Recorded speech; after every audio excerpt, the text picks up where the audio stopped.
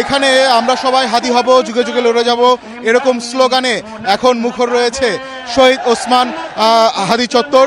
এখানে এখন দেখতে পাচ্ছেন অসংখ্য মানুষ এই চত্বরে এখানে অবস্থান নিয়েছেন। গেল 3 দিন ধরে এখানে তারা আন্দোলন করছেন যে শহীদ ওসমান হাদির বিচারের দাবিতে তারা এখানে স্লোগান করছেন এবং একই সাথে তারা বারবার দাবি জানাচ্ছেন যে দ্রুত এই ওসমান হাদির যারা তাকে হত্যা করেছে তাদেরকে দ্রুত আইনের আওতায় আনতে হবে এবং তারা একটি আলটিমেটাম এরই মধ্যে এখান থেকে দিয়েছেন।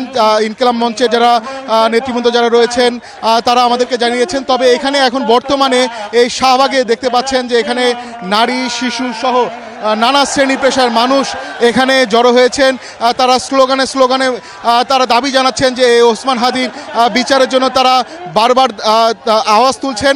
তবে তারা যেটি বলার চেষ্টা করছেন যে সরকারের পক্ষ থেকে যে ওসমান হাদির বিচারের জন্য যে বিষয়গুলো তারা সরকার পক্ষ থেকে জানানো হয়েছে সেই বিষয়গুলো তারা প্রত্যাখ্যান করছেন। তারা বলছেন যে দ্রুত সময়ের মধ্যেই ওসমান হাদির যারা হত্যাকারী যারা রয়েছেন তাদেরকে আইনের আওতায় আনতে হবে। একই সাথে এই হত্যার পেছনে যারা মাস্টার মাইন্ড বা মূল পরিকল্পনাকারী হিসাবে যারা রয়েছেন তাদেরকে অবশ্যই চিহ্নিত করে আইনের আওতায় আনতে হবে।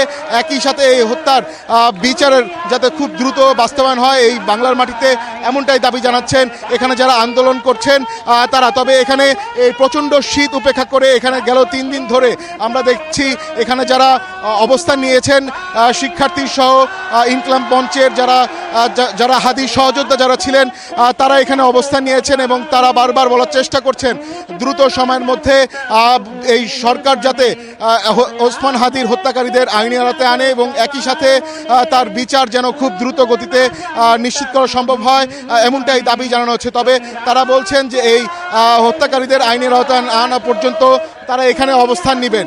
জি ফাতিয়া, এই ছিল আমার কাছে শহীদ ওসমান হাদি চত্বর থেকে সবশেষ খবর।